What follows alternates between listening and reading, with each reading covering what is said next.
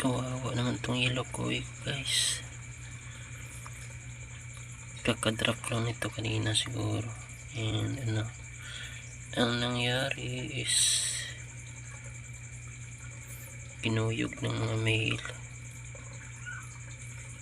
Kaya na-stress. Pang-anim na beses na siguro na drop niya ngayon. And walang natira sa kanyang mga fry. Kasi na-separate kagabi. Sayang. Ito na yung mga lahi niya guys, mga anak niya. Laki na. Medyo marami naman.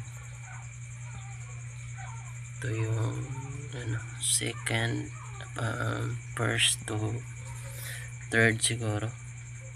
Third batch. And nandito naman yung pang-apat. Yan, mga maliliit pa.